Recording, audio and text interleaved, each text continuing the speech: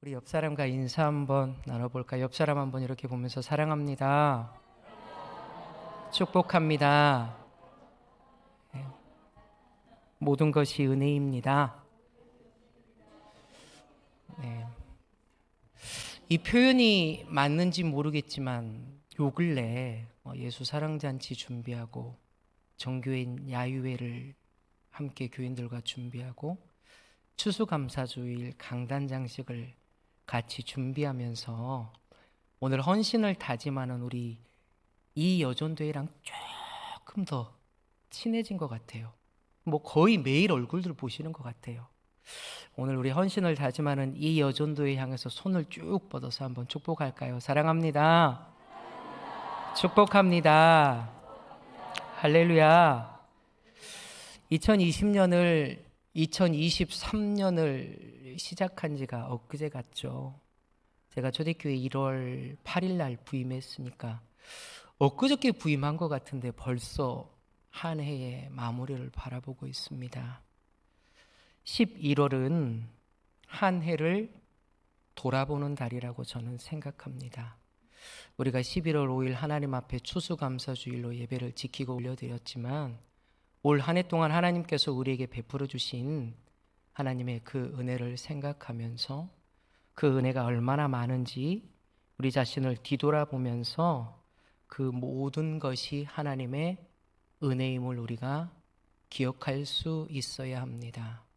모든 것이 또한 하나님의 은혜지만 올 한 해를 시작하면서 저마다 사람적인 다짐이 있었을 것이고 계획이 있었을 것이고 사람적인 다짐과 계획뿐만이 아니라 우리가 하나님 앞에 서면서 하나님 올 한 해는 이렇게 좀 제가 살아보겠습니다. 올 한 해는 조금 더 하나님 뜻대로 살아보겠습니다. 올 한 해는 좀 내게 주신 주님의 그 첫사랑을 회복해 보겠습니다. 라고 하나님 앞에 다짐하지 않았나 싶은 성도들, 그런 우리의 모습을 한번 뒤돌아보는 달 또한 11월이 아닌가 생각을 해봅니다. 오늘 우리가 함께 읽은 본문의 말씀은 마치 올 한 해를 몇 달, 한 달 정도밖에 남겨두지 않고 있는 우리처럼 예수님께서 십자가에 못 박히시고 그리고 부활하시고 이 땅에서 마지막 순간 제자들과 함께하였던 모습이 기록되어져 있는 본문입니다. 특별히 오늘 우리가 읽은 말씀 19절의 말씀처럼 이 창세기 마태복음 28장 16절부터 20절 말씀은 우리 주님께서 우리 제자들에게 지상 대명령을 해주신 말씀이라는 사실 또한 우리는 너무나 잘 알고 있습니다. 오늘 본문을 시작하고 있는 16절의 말씀을 보면 이렇게 시작하고 있습니다. 11 제자가 갈릴리에 가서 예수께서 지시한 산에 이르러라고 말씀하고 있습니다. 예수님을 무덤에 장사 지내고 오늘 본문 이전 장의 이전의 말씀을 잘 보면 막달라 마리아와 마리아는 예수님의 장례를 치르기 위해서 황급히 날이 밝자마자 예수님의 무덤을 찾아오지만 그곳에서 막달라 마리아와 마리아는 누구를 만납니까? 천사들을 만납니다. 그리고 그 천사들은 이 여인들에게 무엇이라고 얘기합니까? 너희들이 찾고 있는 예수님은 부활하셨다. 그리고 갈릴리로 가서 그 예수님을 만나라 라고 말씀합니다. 그리고 이 두 여인들은 다시금 부활하신 예수님을 가장 처음으로 만나게 되고 그 예수님은 제자들에게 가서 형제들에게 갈릴리로 가서 나를 볼 것이니 그곳에서 나를 기다려라 라고 말씀하십니다. 그렇기 때문에 오늘 말씀에 나와 있는 예수님의 11 제자와 오늘 본문 말씀에 나와 있지는 않지만 예수님의 부활을 목격한 500여 명의 제자들은 갈릴리에 주님께서 말씀하신 한 산에서 예수님을 기다리게 됩니다. 그리고 그 소식을 제자들이 듣고 그 부활하신 예수님을 만나려고 지금 많은 제자들이 갈릴리에 있는 한 산에 지금 모여 있는 상황입니다. 그런데 지금 그 갈릴리에 다시 모여 있는 제자들의 모습이 어떨까요? 부활하신 주님을 다시 만나기에는 우리가 잘 아는 것처럼 그들의 모습은 너무나 부끄러운 모습이었습니다. 우리가 잘 알고 있는 것처럼 그 가운데는 예수님을 모른다고 3번이나 부인하였던 예수님의 수제자 베드로도 있었습니다. 예수님의 부활 소식을 듣고 난 예수님의 그 부활을 예수님 손에 있는 못자국을 허리에 나 있는 창자국을 만지지 않고는 나는 그 부활 도저히 믿을 수 없다라고 말했던 도마 또한 있습니다. 예수님의 부활 소식을 듣고 믿지 못했던 도마도 그 자리에 함께 있었습니다. 그리고 특별히 오늘 우리가 읽은 본문의 말씀 17절의 말씀을 보면 이렇게 말씀하고 있습니다. 예수를 배웁고 경배하나 아직도 의심하는 사람들이 있더라라고 말씀하고 있습니다. 앞에서 잠깐 언급한 것처럼 부활하신 예수님을 만나러 도마, 가룟 유다를 뺀 11제자만 지금 갈릴리의 한 산에 모여 있는 것이 아니라 수많은 제자들이 그곳에 모여 있었습니다. 그러나 그 많은 제자 가운데에서는 부활하신 예수님을 눈앞에 만나고 그 예수님을 경배하고 있지만 여전히 주님을 의심하는 제자들도 있었습니다. 그 사실을 오늘 우리가 함께 읽은 본문 17절 말씀은 분명하게 말씀하고 있습니다. 오늘 부활하신 예수님을 만나기를 원했던, 예수님을 기다렸던 제자들은 어떻습니까? 예수님 만나기에 참 부끄러운 모습들을 가지고 있었습니다. 주님 보시기에 실패한 사람들입니다. 주님이 보시기에 쓰러진 그런 제자들이었습니다. 그런데 예수님께서는 자신의 모든 제자들을 갈릴리로 부르셨습니다. 그런데 이 마지막으로 부르신 마지막 장소가 왜 하필 갈릴리였을까요? 복음을 전하기 쉽고 사역을 감당하기 쉬운 예루살렘이라는 곳도 있고 수많은 예수님과 함께 돌아다녔던 많은 지역들이 있었을지 모르겠지만 주님은 지금 오늘 제자들에게 갈릴리에서 나를 기다려라 라고 말씀하셨습니다. 왜 하필 갈릴리였을까요? 갈릴리가 어떤 곳입니까? 그곳은 예수님께서 처음 공생의 사역을 시작했던 곳입니다. 제자들을 처음 만났던 곳입니다. 갈릴리 호숫가에서 밤새 그물을 던졌지만 한 마리의 물고기도 잡지 못했던 그 베드로에게 놀라운 기적의 역사를 베푼 곳이 바로 갈릴리이며 내가 후로는 너를 사람을 낚는 어부가 되겠다라고 나를 따라오너라 라고 불렀던 그곳이 바로 갈릴리였습니다. 제자들이 처음 불렀던 곳이며 제자들이 기쁜 마음으로 주님을 따랐던 곳이며 이 주님만 따라다니면 나의 삶에 큰 문제가 없겠다. 이분은 정말 하나님이시며 하나님의 아들이시구나라고 고백하며 따라갔던 그곳이 바로 오늘 주님께서 다시 제자들을 불렀던 갈릴리였습니다. 주님께서는 처음 제자들이 주님을 따랐을 때에 그들이 그 마음을 기억하시기를 원하셨습니다. 그래서 그 의도를 가지고 오늘 자신의 많은 제자들을 갈릴리로 부르셨습니다.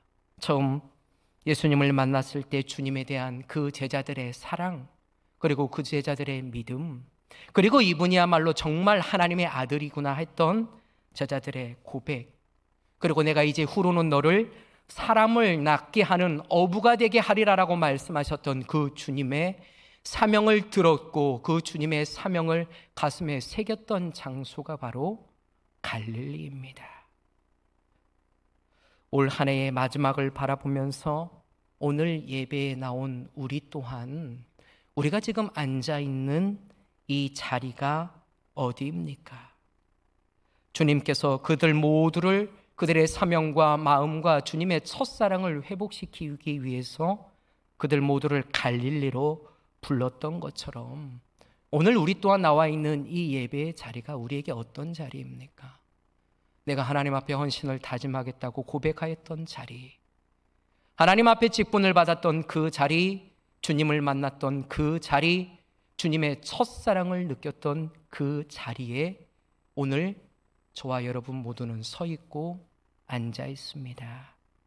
한 해를 시작하며 올해는 주님과의 그 뜨거운 첫사랑을 회복하겠다고 고백하며 다짐하며 기도하였던 성도들도 있었을 것입니다. 그런데 지금 그 다짐은 온데간데 없고 지금 주님을 향한 나의 마음은 어떻습니까? 미지근하지 못해 차가운 성도들도 있습니다. 올 한 해 내 마음과 내 뜻이 아니라 내 삶의 주인을 아버지 하나님으로 모시고 그 주님 뜻대로 살아보겠다고 우리는 기도하고 이 자리에서 다짐하였지만 우리는 어떠한 삶을 살았습니까? 내 뜻보다, 하나님 뜻보다 내 뜻대로 살아갈 때가 더 많았습니다. 한 발은 세상에, 한 발은 하나님 편에 두고 살면서 때로는 내게 불리하다 싶으면 마치 주님을 3번씩이나 모른다고 부인하였던 그 베드로와 같이 주님을 부인하는 삶을 살아갈 때가 우리는 더 많이 있었습니다. 특별히 오늘 17절의 말씀처럼 예배의 자리에 나와 앉아는 있지만 내 마음 가운데 믿음의 마음을 가지고 예배하기보다 의심하며 예배할 때가 더 많았습니다. 믿는다고 큰 소리 치지만 우리의 믿음의 실제는 어떻습니까? 믿는 믿음보다 의심투성이인 것이 바로 오늘 예배의 자리에 나와 앉아있는 우리의 모습입니다. 오늘 말씀을 준비하면서 제 자신을 보니 제가 그러한 삶을 살았습니다. 오늘 본문에 주님께서 갈릴리로 불러 모았던 그 제자들과 같이 주님 앞에 넘어지는 삶, 실패했던 삶, 후회하는 삶을 올 한 해 제가 살았습니다. 우리는 올 한 해도 본문의 제자들처럼 실패하고 넘어지는 삶을 살았습니다. 그러나 중요한 것은 무엇입니까? 부활하신 그 주님께서 주님의 자신의 제자들 모두를 갈릴리로 다시 부르셨습니다. 쓰러지고 실패하고 넘어진 우리 모두를 주님은 오늘도 예배의 자리로 우리를 불러주셨다는 것입니다. 우리를 초대교회로 불러주셨습니다. 제가 초대교회에 와서 권사님들과 때로는 차량 운행을 다니면서 신방을 다니면서 들었던 여러 이야기들이 있습니다. 이 교회로 오기 이전에 작은 상가교회에서 성전을 건축하면서 성전 건축 자금을 마련하기 위해서 때로는 죽을 쏘서 팔아서 아파트에 배달까지 하면서 성전 건축을 위한 자금을 모았다라는 얘기도 들었습니다. 어떤 권사님 댁에 가서 신방 가서는 성전 건축 자금을 마련하기 위해서 빈 병을 폐지를 모아 팔면서까지 그 헌금을 성전 건축을 위해 하나님 앞에 드렸다라고 고백하는 집사님도 계셨습니다. 그런 이야기를 들을 때마다 제 가슴이 참 먹먹해지고 제 눈시울이 뜨거워졌습니다. 그렇게 힘들게 한 푼, 두 푼 모아 이 초대교회라는 예배당을 하나님 앞에 헌당하고 그 자리에 앉아 예배 드릴 때에 그 감격이 얼마나 컸을까? 그 감동으로 하나님 앞에 예배 드릴 때에 그 예배가 얼마나 뜨거워졌을까 하는 생각이 들었습니다. 우리가 예배 드리는 이 교회가, 우리가 앉아서 예배 드리는 이 초대교회의 예배당이 바로 그런 예배당입니다.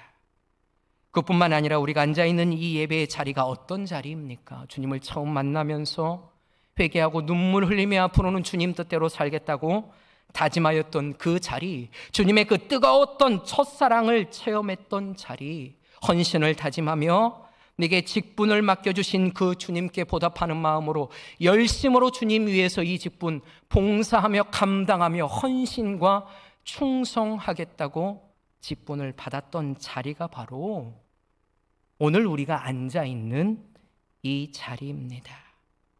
잠을 자지 않으면서까지 밤을 새며 기도하였던 철야 기도의 자리가 바로 오늘 우리가 앉아있는 이 자리입니다. 특별히 저에게도 이 자리는 감격의 자리입니다. 다시금 하나님의 말씀을 전할 수 없었을 것만 같은 저에게 하나님께서 이 강단에 세워주시고 첫 청년부 헌신 예배를 드리면서 얼마나 많은 눈물을 흘리며 눈물을 닦아가며 말씀을 전했는지 모릅니다. 우리는 이 시간 그런 예배당, 그런 예배의 자리에 앉아 하나님 앞에 오늘 예배하고 있습니다. 오늘 주님께서 우리를 초대교회 예배의 자리로 불러주셨습니다. 주님께서는 오늘 말씀을 통해서 우리가 그때의 그 감동과 감격을 기억하기를 원하십니다. 처음 만났던 그 주님과의 그 첫사랑, 처음 직분을 받으며 헌신을 다짐하며 열심히 봉사하기를 원했던 그 열심을 우리 주님은 오늘 저와 여러분들이 회복하기를 간절히 원하고 계십니다. 오늘 말씀을 통해서 다시 한번 그 자리를 기억하시기 바랍니다. 그저 시간이 되어서 예배의 자리에 터벅터벅 나와 앉아있는 그 자리가 아니라 내가 만났던 그 주님의 뜨거운 첫사랑을 만났던 그 자리, 내가 이 예배당이 헌당하며 하나님 앞에 뜨거운 감격으로 뜨겁게 예배드렸던 그 자리, 그 감격과 열심을 주님은 회복하기를 원하고 계십니다. 그 감격을 기억하며 회복할 때에 다시금 교회를 사랑하고 첫사랑을 회복하는 주님의 일꾼이 우리 모두는 되어질 수 있다는 것입니다. 오늘 말씀을 통해서 우리 주님은 올 한 해 후회하며 하나님 앞에 좌절하고 쓰러져 있는 우리 모두를 다시 한번 예배의 자리로 불러주시면서 그때를 기억하라라고 말씀하십니다. 실패하고 쓰러진 제자들을 갈릴리로 달아부신 예수님께서 오늘 우리를 다시금 예배의 자리로 불러주셨습니다. 오늘 말씀을 통해서 그 감격을, 그 열심을, 그 주님의 첫사랑을 회복하며 남은 한 해 주님께서 우리에게 맡겨주신 사역을 잘 감당할 수 있는 저와 여러분 모두가 되어질 수 있기를 간절히 축원을 드립니다. 실패하고 쓰러진 제자들을 갈릴리로 다시 부르신 예수님은 오늘 19절, 20절 말씀을 통해서 무엇이라고 제자들에게 지상 대명령을 말씀하고 계십니까? 너희는 가서 모든 민족을 제자로 삼아라. 그리고 아버지와 아들과 성령의 이름으로 그들에게 세례를 베풀어라. 그리고 내가 너희에게 분부한 그 모든 것을 가르쳐 지키게 하라라고 말씀하고 계십니다. 명령하고 계십니다. 실패하고 배신했으며 지금도 여전히 의심하고 있는 그 제자들을 예수님께서 다시 부르셨을 뿐만이 아니라 그들에게 다시금 주님의 커다란 사역을 맡겨주고 계시며 명령하고 계십니다.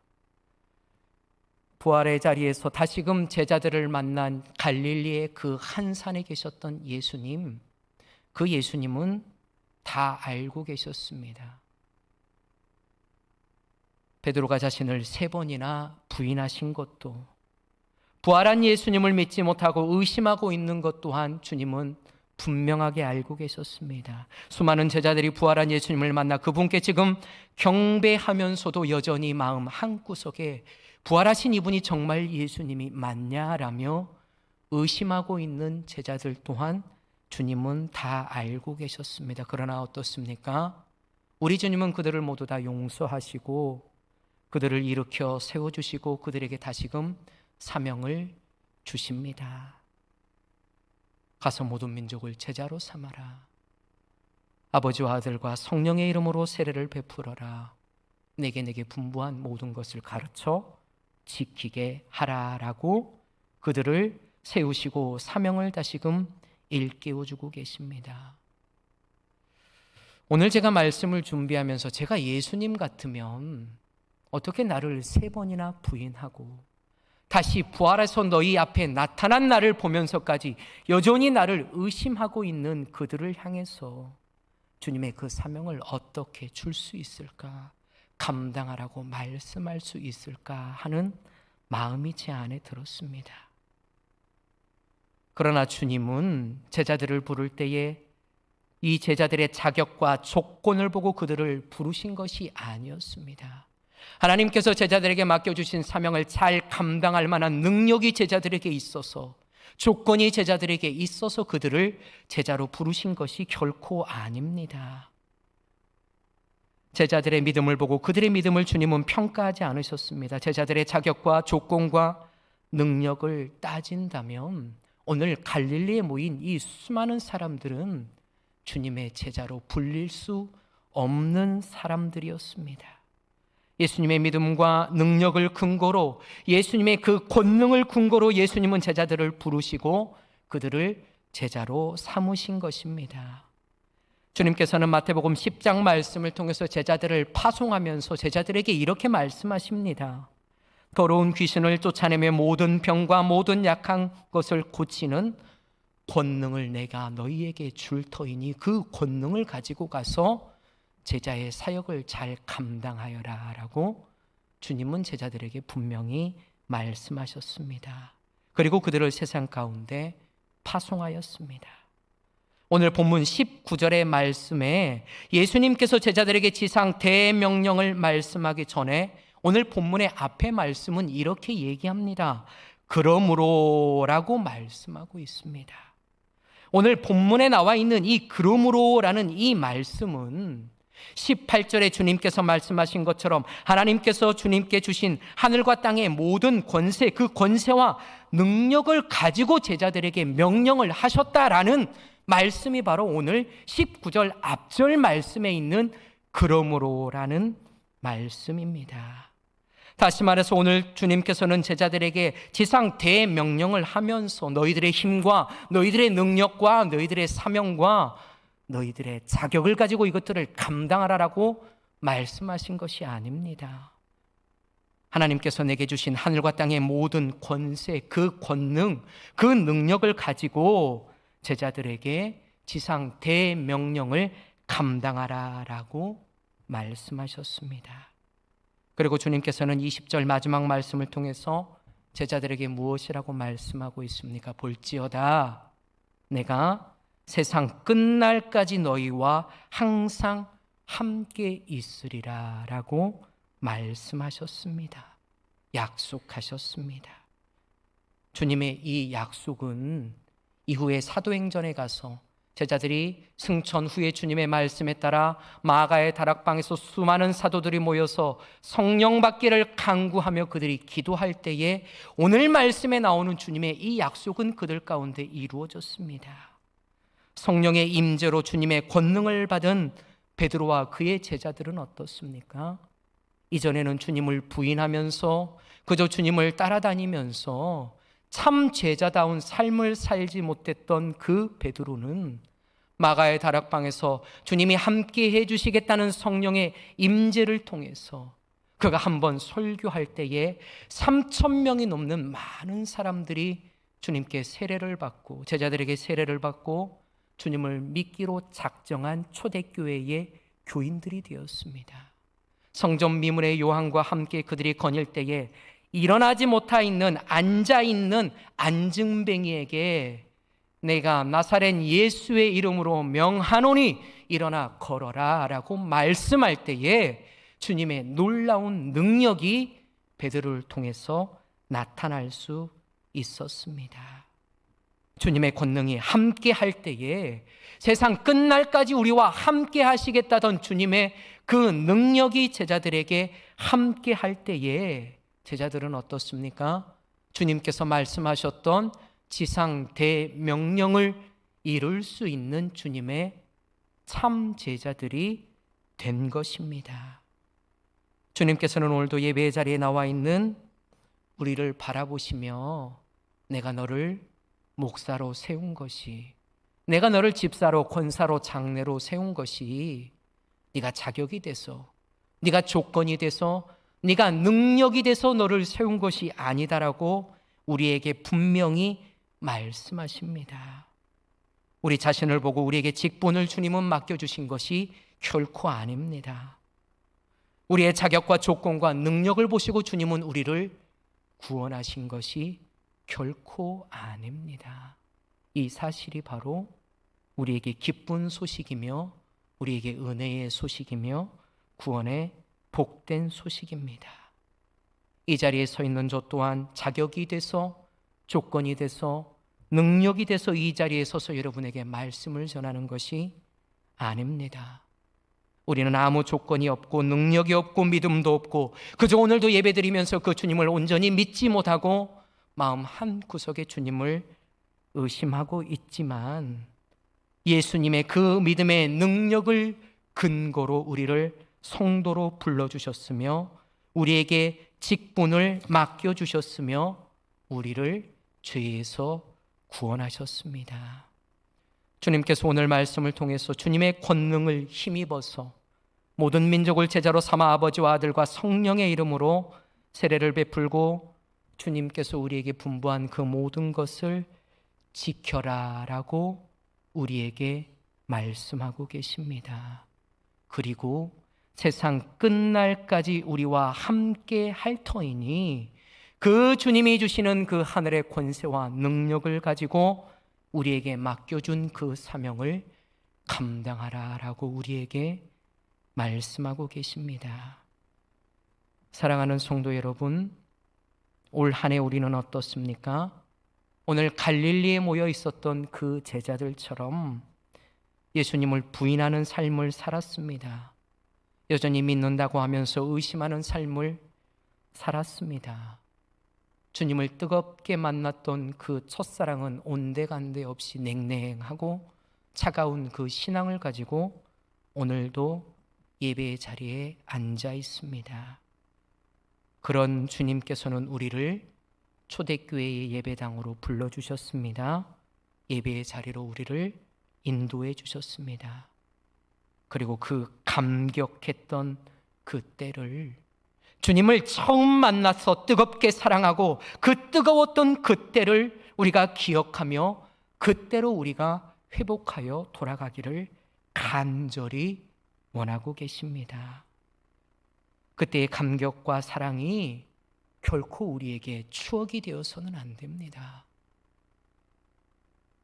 내가 옛날에 그렇게 기도했었지. 내가 옛날에 그렇게 뜨겁게 헌신 봉사하였지. 내가 옛날에 그렇게 하나님 앞에 두 손 들고 눈물 흘리며 찬양하였지라는 고백이 그저 우리의 추억이 기억이 되어서는 안 된다는 것입니다. 그때의 감격과 사랑이 추억이 되지 말고 회복이 되라라고 주님은 우리에게 오늘 말씀하고 계십니다. 실패하고 쓰러져 있는 우리를 일으켜 세우시고 주님과 함께 그 주님의 능력으로 그 사명을 감당하여라 라고 오늘 우리에게 말씀하십니다. 그리고 내가 부족하고 쓰러지고 나약한 잊어버리는 너희들과 함께 세상 끝날까지 함께 하시겠다라고 우리에게 말씀하고 계십니다. 사랑하는 성도 여러분, 갈릴리로 가야 합니다. 그 첫 자리를 기억하며 회복하는 성도가 우리는 되어야 합니다. 내가 하면 실패하고 쓰러지지만 세상 끝날까지 나와 함께 하시는 그 주님과 함께 그 주님이 우리에게 주시는 능력과 권능을 힘입어서 한다면 그 주님의 능력으로 우리는 모든 일을 넉넉히 이기리라 믿습니다. 남은 2024년 세상 끝날까지 우리와 함께 하시겠다고 말씀하시는 그 주님의 말씀에 이 자리에 나온 저와 여러분 모두가 오늘 말씀을 기억하면서 그때의 그 자리를 회복하시고 주님의 능력으로 힘입어서 맡겨진 우리의 사명을 남은 올 한 해 마지막까지 잘 감당하며 충성 헌신 봉사할 수 있는 저와 여러분 모두가 되어질 수 있기를 주님의 이름으로 간절히 축원을 드립니다. 기도합니다.